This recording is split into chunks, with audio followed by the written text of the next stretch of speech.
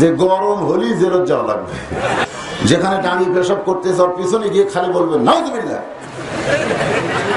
ওই এত জোরে সেন্ট টানবে চামড়া আটকে যাবে। ধরে কোন কথা ঠিক কি? বাংলাদেশের মুসলমান কোরআনকে যদি চিনতো তাহলে জুতা নিয়ে মসজিদের মধ্যে ঢোকা লাগতো না, সোনার টোপলা মসজিদের দরজায় রাখলে ভুল করে কেউ হাত দিত না। যে আল্লাহ শারীরিক সুস্থতা দান করে মানসিক প্রশান্তি লাভের জন্য আজকের এই জান্নাতের বাগানে কবুল করলেন, আমরা সে আল্লাহর উপরে খুশি না বেজার? তাহলে জবান খুলে সমস্বরে সকলে বলবো রব্বানা লাকাল হামদ হামদান কাসীরান তাইয়িবান মুবারাকান ফি। আমরা প্রশংসা করলাম কার? কেন করলাম? আল্লাহর প্রশংসা করার কারণ আছে না নাই? পিছন থেকে এক ভাই বলল আমরা খুশি। আল্লাহর প্রশংসা করার বহু কারণ, তার মধ্যে 1 নম্বর কারণ হলো আল্লাহ দয়া করে রহম করে আমাদেরকে মুসলমানদের ঘরে কবুল করেছেন। কিছুই করেন না। আল্লাহ ইচ্ছা করলে আমাদেরকে হিন্দুদের ঘরেও পাঠাবার পারতেন, আল্লাহ ইচ্ছা করলে ইহুদি খ্রিস্টান বৌদ্ধদের ঘরেও পাঠাবার, কারণ দুনিয়াতে মানুষ পাঠানোর দায়িত্ব কার? যে আল্লাহ তাআলা অন্য কোন ঘরে না পাঠায়া সরাসরি মুসলমানদের ঘরে আমাদেরকে কবুল করেছেন, এজন্য প্রশংসা হবে কার? হয়তো আপনারা বলবেন হুজুর মুসলমানদের ঘরে কবুল করে আমাদের লাভ কি?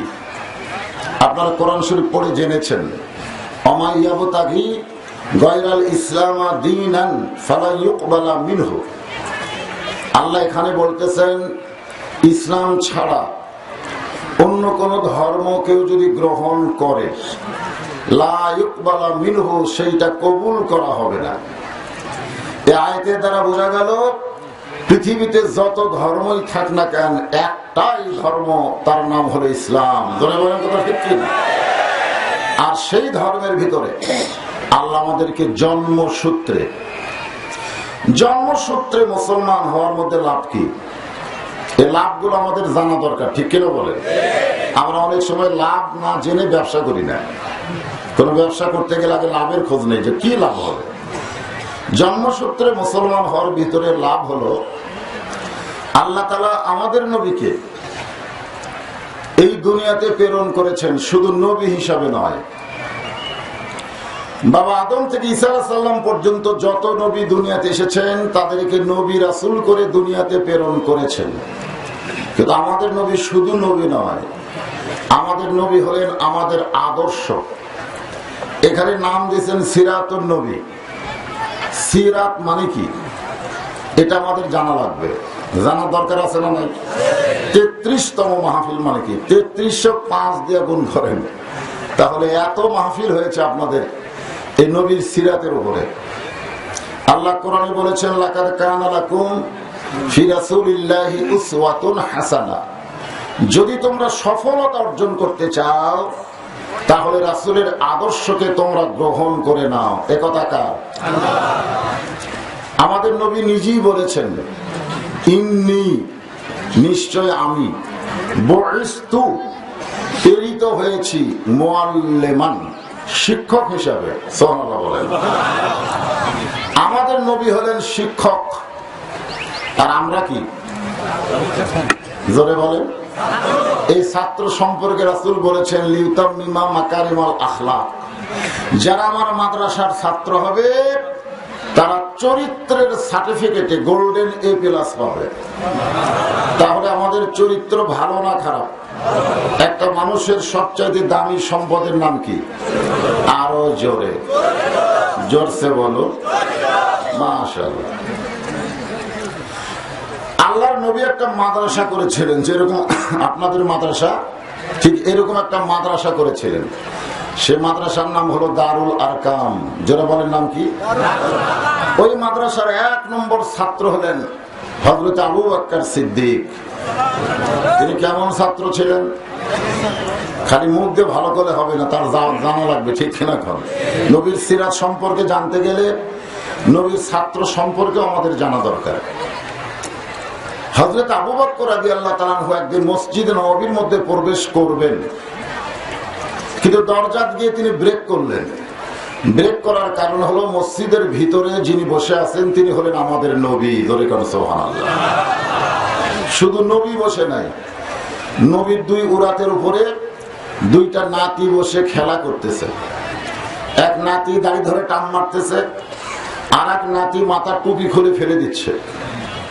এমন সময় আবু বকর রাদিয়াল্লাহু তাকায় দেখে যে নবী দুই নাতির উপরে বিরক্ত না হয়ে বরং দুইজনকে বুকের মধ্যে নিয়ে আবার আদর করতেছে। আবু বকর রাদিয়াল্লাহু আসমানের দিকে তাকালেন। জোরে এখন কোন দিকে?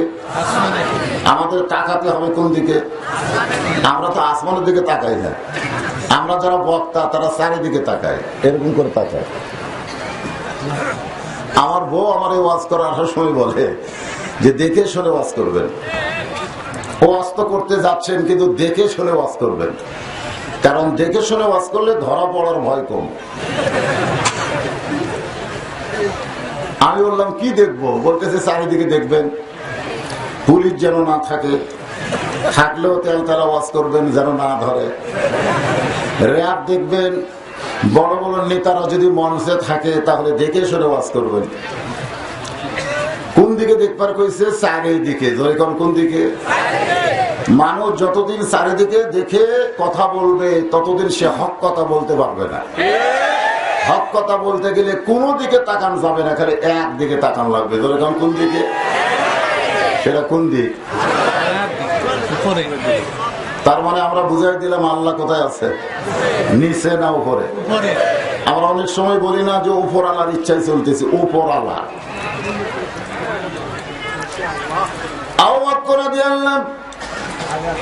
উপর দিকে লক্ষ্য করে বললেন, আল্লাহ আমার নবী শুধু বিশ্ব নবী নয়, আমার নবী হলেন পৃথিবীর 1 নম্বর নানা।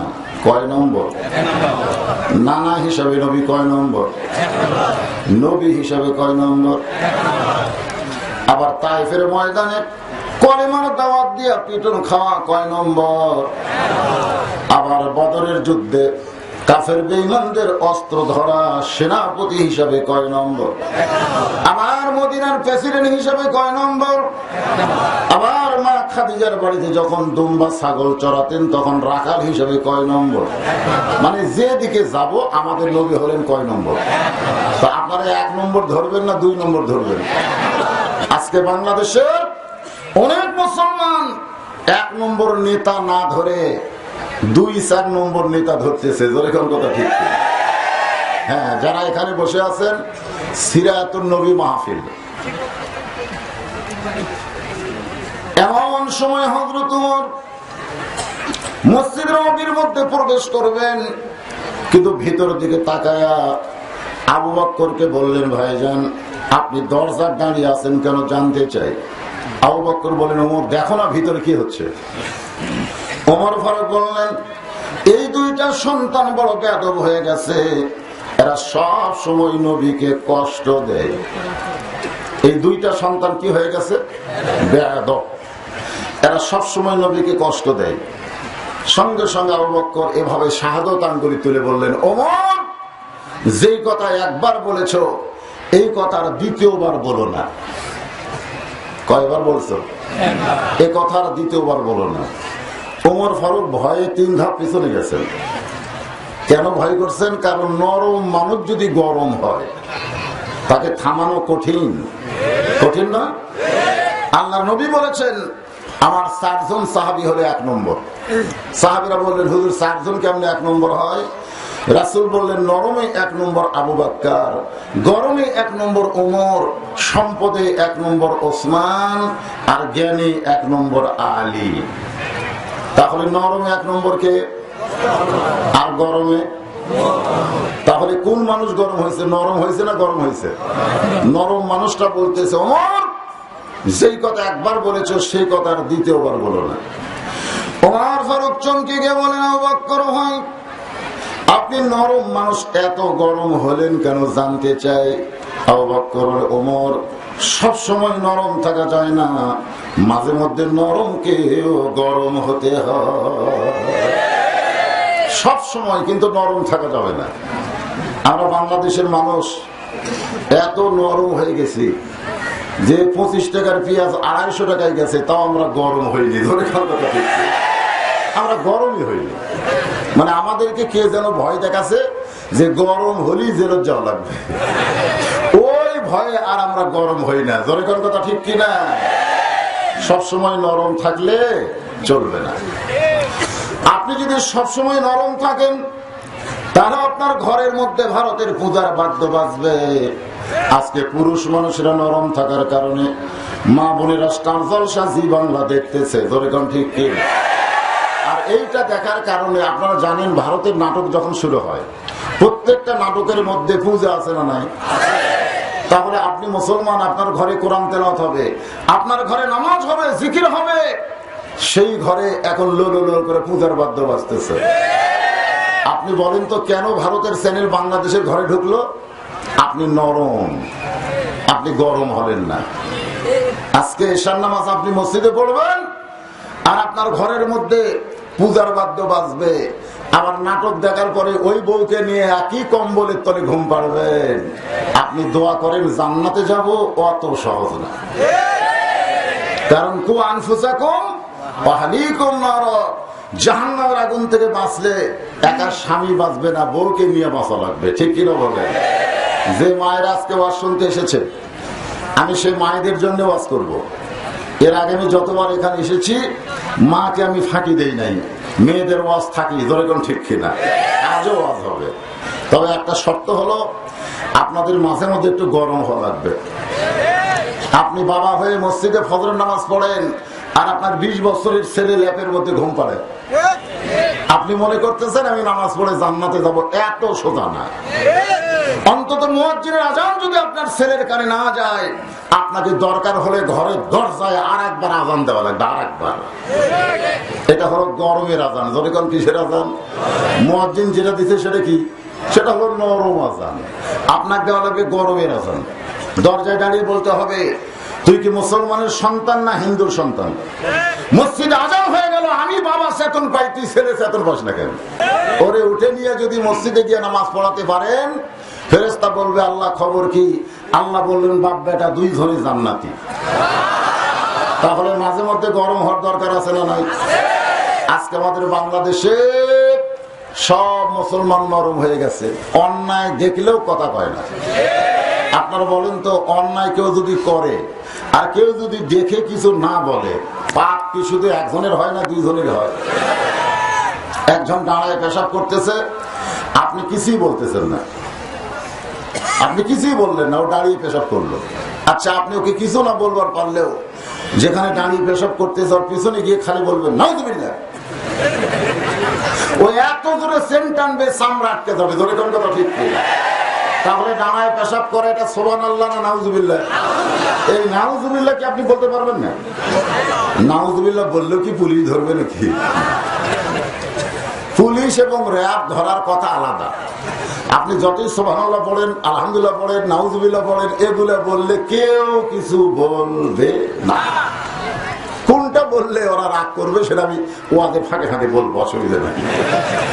তবে আমি অবশ্য সব কথা আজকে বলবো না, কিছু আমাদের উপরও চাপ আছে, আছে না নাই? এই চাপের মধ্যে যতদূর বলা যায়, কারণ আপনারা বড় আশা করে অনেক দূর দারাজ থেকে এখানে কোরআনের আকর্ষণ এসেছেন। যেরকম কথা ঠিক কি না? কোন বক্তার আকর্ষণে তো আসেন নাই, এসেছেন কি? হ্যাঁ, সেই কোরআন থেকে কিছু কথা হবে। ওমর ফারুক বলেন, আবু বকর হয় এইরকম গরম হওয়ার কি কারণ জানতে চাই? আবু বকর বলে, ওমর তুমি যে দুইটা সন্তানকে বেয়াদব বললে, তুমি কি তাদের চিনো? যদি বলতো তুমি যে দুইটা সন্তানকে বেয়াদব বললে তাদেরকে তুমি জানো, তাহলে উত্তর কিন্তু সহজ হতো। কিন্তু যখন বলেছেন চিনো, তখন উত্তর সহজ না কঠিন? আপনারা যারা এখানে এসেছেন, আপনারা কি এই কোরআন জানেন না চিনেন? বাংলাদেশের মুসলমান কোরআনকে যদি চিনতো, তাহলে জুতা নিয়ে মসজিদের মধ্যে ঢোকা লাগতো না, সোনার টোপলা মসজিদের দরজায় রাখলে ভুল করে কেউ হাত দিত না। আমরা খালি জানি যে কোরআন শরীফ হলো ফজিলতের কিতাব, সওয়াবের কিতাব। যে লোকটা জীবনে কোরআন শরীফ পড়ে নাই, ওই মরে গেলে আর রুহের মাগফিরাতে এক খতম কোরআন পড়ে আমরা অনেক হুজুর দোয়া করি, আল্লাহ যা কোরআন পড়লাম সব সব মুদ্দারে দিয়ে দাও। আপনারা বলেন এই দোয়া করলে আল্লাহ কবুল করবে? কেন করবে না? আল্লাহর নবী বলেছেন যে কোরআন শরীফ পড়বে প্রতি অক্ষরে তাকে 10টা করে নেকি দেওয়া হবে। তাহলে যেই ব্যক্তি কোরআন পড়লো সঙ্গে সঙ্গে তার আমল নামায় নেকি লেখা হয়ে গেল। যখনই কোরআন শরীফ পড়লো পড়ার সাথে সাথে নেকি কি হয়েছে? লেখা হয়ে গেছে। তারপর আবার কেমনে বলে যা সওয়াব হয় অমুককে দিয়ে দাও। ফেরেশতা বলে আল্লাহ একই সওয়াব কয়বার? আল্লাহ বলতেছেন যে কোরআন পড়বে সে সওয়াব পাবে, যে কোরআন পড়বে না তার জন্য কোরআন পড়ে সওয়াব সালাম দেওয়ার কোন নিয়ম ইসলামে। আজকে আমাদের বাংলাদেশে এরকম আছে না নাই? যখন আছে না নাই? যাই হোক, আবু বকর বলেন ওমর তুমি যে 2টা সন্তানকে বেয়াদব বললে তাদেরকে তুমি চিনো? ওমর ফারুক বললেন চিনবো না কেন, এরা 2 জন হলো আলী আর ফাতেমার সন্তান। কার সন্তান? আলী আর ফাতেমা। হযরত ওমর বলতে পারতেন এরা 2 জন আলীর সন্তান। কেন মাইক এটা চঞ্চন করে কেন বাজান? চঞ্চন করলি তো বিপদ। এরা 2 জন কার সন্তান? আমার কথা কি আপনারা শুনতে পাচ্ছেন? তাহলে একটা হা হুঁকারে ধরা লাগবে। হা হুঁকারে না ধরলে তো ওয়াজ আসবে না। আপনারা বুঝতে পারতেছেন কি পারতেছেন এটা বোঝা লাগবে তো। হযরত ওমর বলতে পারতেন এরা 2 জন আলীর সন্তান, কিন্তু শুধু আলী না বলে ফাতেমা যোগ করলেন। কারণ কি? কারণ হলো বাবা আনন্দে মাতিয়া সাগরে ভাসাইয়া সেই যে চইলা যায় খবর লয় না, মাজন ধরিয়া উদরে কত যত্ন করে 10 মাস পরে পায় প্রসবের বেদনা, এমন দরদি ভবে কেউ হবে না আমার মা, মা গো। ইমাম গাজ্জালি বলেছেন প্রত্যেকটা যুবতী মেয়েদের প্রতি মাসে অসুখ হয় কি হয় না? আপনার সে অসুখের নাম কি কন? ও মাসিক কন। 3 দিন 5 দিন 7 দিন এরকম একটা অসুখ হয় না? এই অসুখ হলে মেয়েদের জন্য নামাজ পড়া যাবে, রোজা করা যাবে, কোরআন শরীফ পড়া যাবে। এই অসুখ যখন সন্তান পেটে আসে তখন আল্লাহ বন্ধ করে দেয়। ইমাম গাজ্জালি বলেন সন্তান পেটে আসার সঙ্গে সঙ্গে অসুখ বন্ধ হওয়ার কারণ হলো সন্তান পেটে নিয়ে মার যেন কোনো ইবাদতের ঘাটতি না হয়। সন্তান যখন পেটে নিয়ে মা ইবাদত করবে ওই ইবাদত শুধু মা একলা করবে না, ওই ইবাদতের তাসির পেটের সন্তানের উপরে পড়ে যাবে।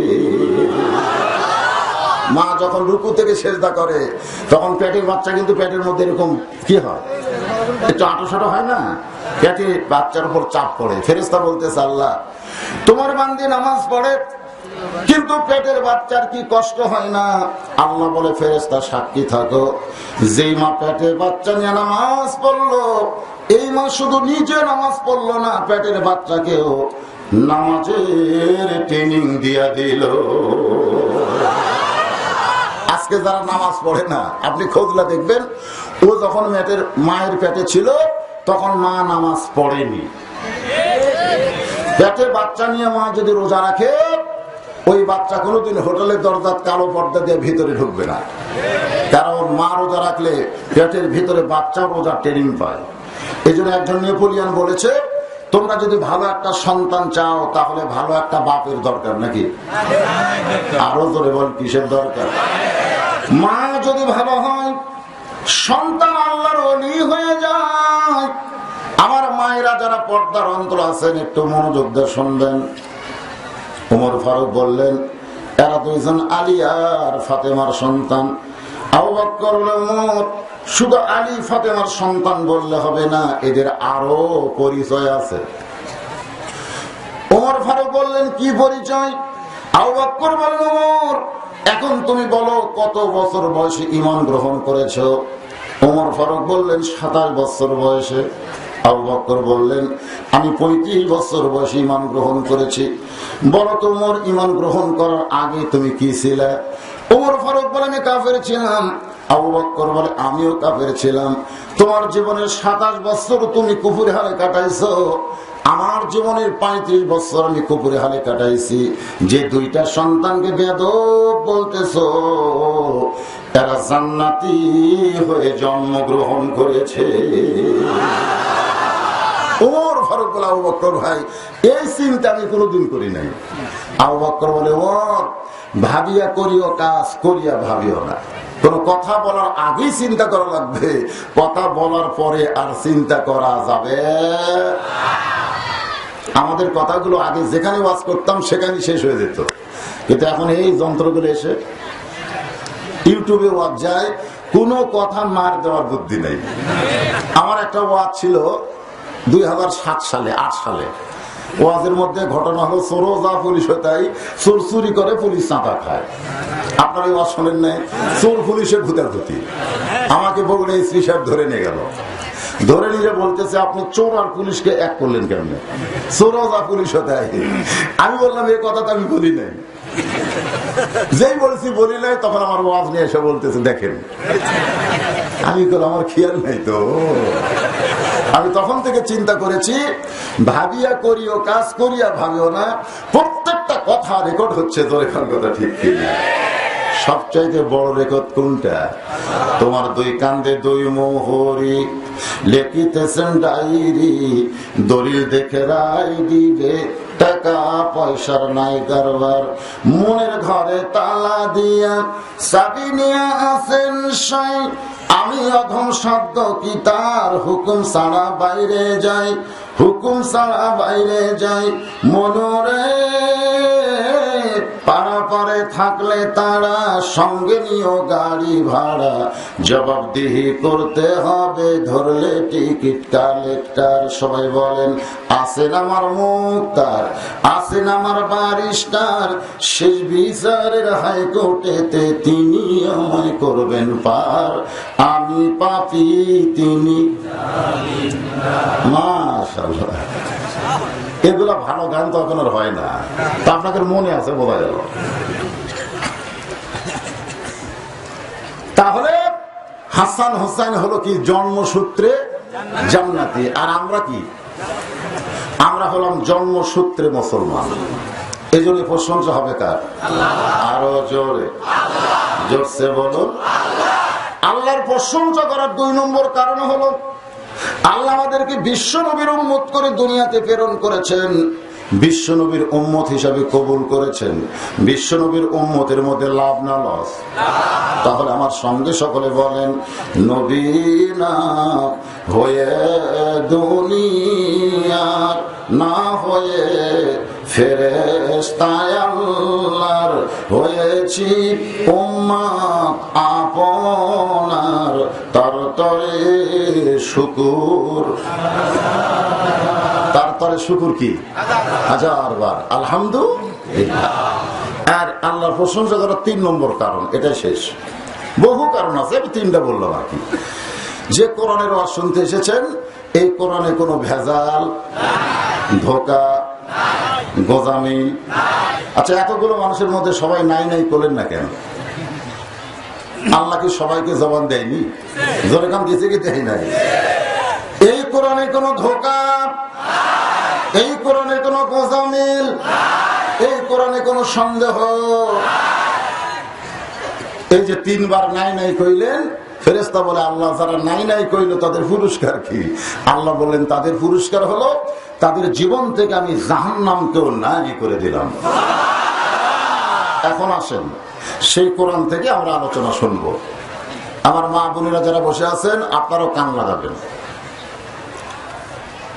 ইযা আসাবাতুহুম মুসিবাতুন ক্বালু ইন্না লিল্লাহি ওয়া ইন্না ইলাইহি। কাহালু থানায় কোন মানুষ যখন মরে যায়, মরার খবর শুনে সকলে ইন্না লিল্লাহ পড়ে। আপনাকে পুটিয়ার খবর কি একই খবর? আচ্ছা, এটা কি মানুষ মরলে পড়া লাগবে? কোন মৌলানারা কি আপনারা কইছে যেটা মানুষ মরার পরে পড়া লাগবে? তা আপনারা পড়েন কেন? না, কেউ বলে নাই। এটা কি জন্য দেখেন, ইজা মানে কি যখন, আসাবাতুহুম মুসিবত, তোমাদের উপরে বিপদ আপদ মুসিবত আসবে, ক্বালু তখন তোমরা বলবে ইন্না লিল্লাহি ওয়া ইন্না ইলাইহি রাজিউন। তাহলে এটা কখন পড়া লাগবে? যখন বিপদ আপদ মুসিবত আসবে। এই আয়াতটা পড়া লাগতো যখন পেজ কিনবার যাবেন, পেজ কিনবার যায় দেখেন 200 টাকা কেজি, তখন বলবেন ইন্না লিল্লাহি ইন্না লিল্লাহি। এই আয়াতটা পড়া লাগবে যখন কোনো বেপরদা নারী রাস্তা দিয়ে যায়, এমন সময় যুবকদের বলা লাগবে ইন্না লিল্লাহি ওয়া ইন্না ইলাইহি রাজিউন। একটা বেপরদা নারী একটা যুবকের জন্য রহমত না গজব?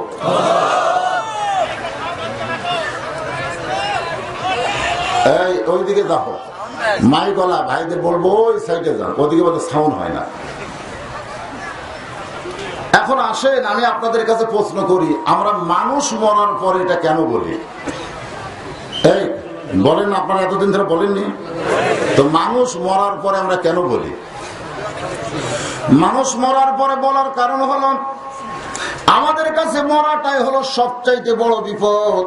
এই জন্য মরাটা বিপদ মনে করে ইন্না লিল্লাহ পড়ি। এখন আপনারা বলেন, মরা বিপদ না বাঁচা বিপদ? যখন মরা বিপদ না বাঁচা বিপদ? আল্লাহর একজন মস্ত বড় পয়গম্বর, নাম হলো মুসা কালিমুল্লাহ, মাঝে মধ্যে তুর পর্বতে যেতেন। কোথায় যেতেন? কি জন্য যেতেন?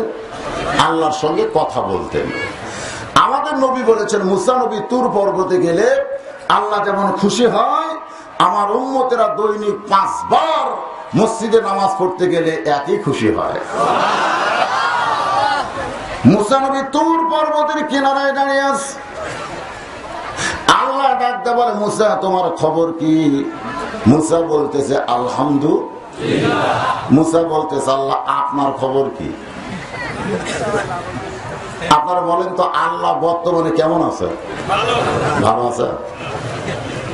কি সর্বনাশা কথা, আল্লাহ ভালো আছে? তাই জানি না।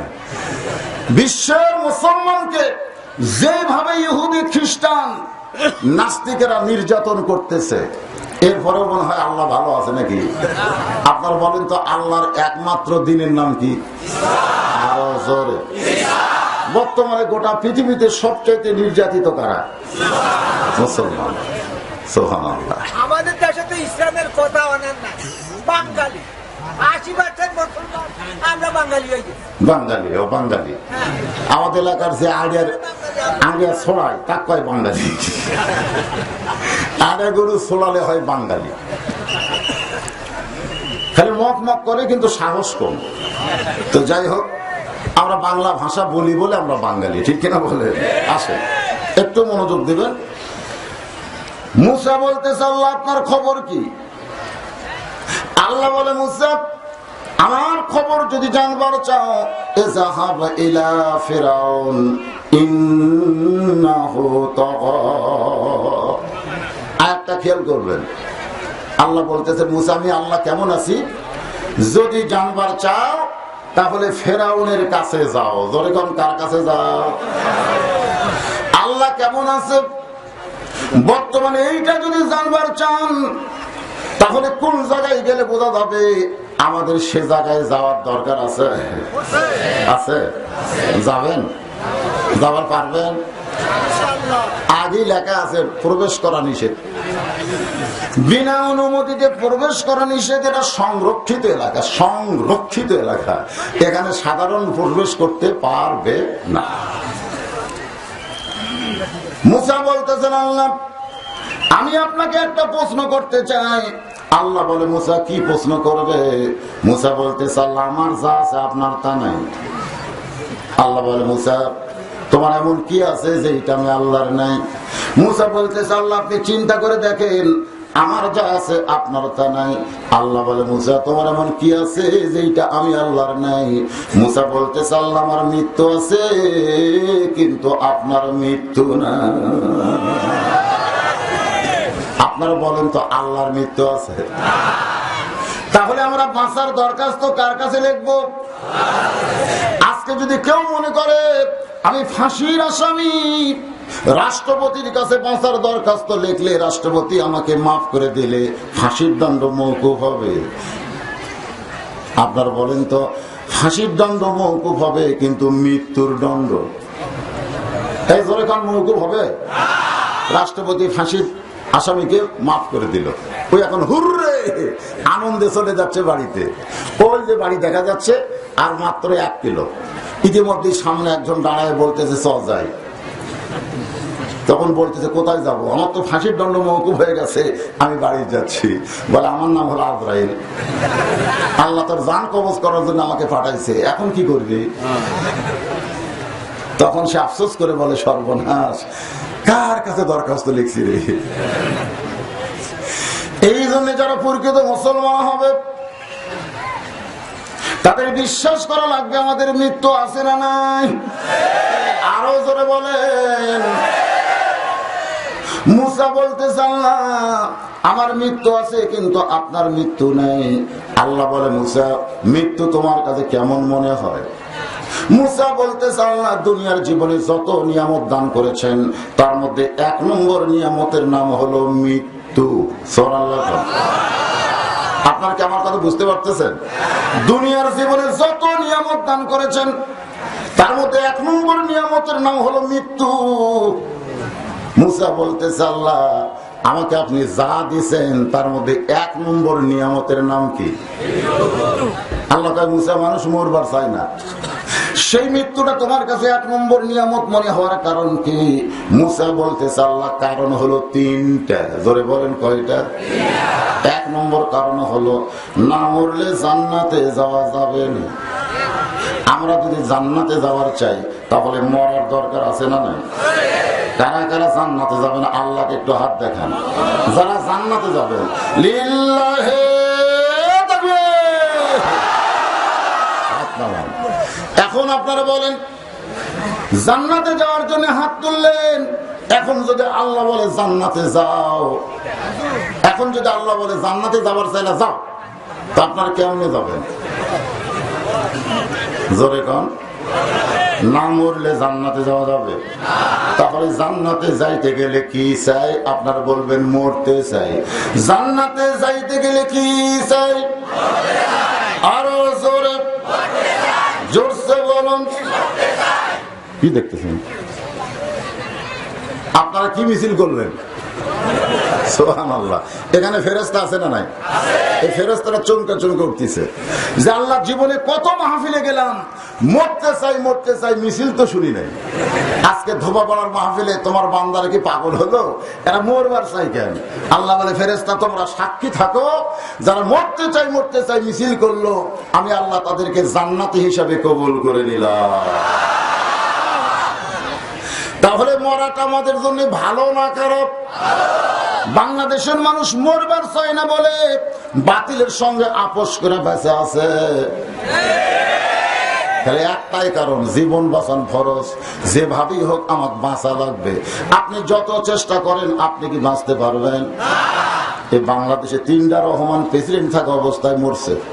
বাংলাদেশে 3 জন রহমান প্রেসিডেন্ট থাকা অবস্থায় মারা গেছে। একটা হলো বঙ্গবন্ধু শেখ মুজিবুর, একটা হলো জিয়াউর, আর একটা হলো জিল্লুর। এই 3টা রহমান কিন্তু প্রেসিডেন্ট থাকা অবস্থায় মারা গেছে। র্যাব দিয়া, কোবরা দিয়া, নিরাপত্তা কর্মী দিয়া তাদেরকে আটকানো যায়নি। জনতার কথা ঠিক কিনা? আজকে অনেকে মনে করে আমার কোনো টেনশন নাই, চারিদিকে আমার পুলিশ ঘরে। আজরাইল যখন আসবে পুলিশ কি করবে? যখন পুলিশ কি করবে? তাহলে আমাদের মৃত্যু আছে না নাই? আল্লাহ বলে মুসা মৃত্যুকে পছন্দ করার 2 নম্বর কারণ কি? মুসা বলতেছে আল্লাহ মৃত্যুকে পছন্দ করার 2 নম্বর কারণ হলো আমার মৃত্যুটা কেবলমাত্র আপনার জন্য আমি বাজেট করেছি। এটাই হলো আজকের ওয়াজের পয়েন্ট। এখন আপনারা বলেন আমরা মরবো কার জন্যে? আরো জোরে। আল্লাহর জন্য যদি মরতে চাই, আল্লাহ বলেছেন তোমাদের মৃত্যু নাই। ওয়ালা তাকুলু লিমান ইউকতালু ফি সাবিলিল্লাহি আমওয়াতুন বাল আহইয়াউ ওয়ালাকিন লা তাশউরুন। সুবহানাল্লাহ, কত সুন্দর কথা আল্লাহ বলেছেন। আসেন যে আয়াতে কারিমা তেলাওয়াত করেছি, ইন্না লিল্লাহি ওয়া ইন্না ইলাইহি রাজিউন, মানুষ মরার পরে যে আয়াতটা আমরা পড়ি, আজকে আমাদের জীবিত মানুষকে জানা দরকার এই আয়াতের লক্ষ্য বা উদ্দেশ্য কি, জানার দরকার আছে না নাই?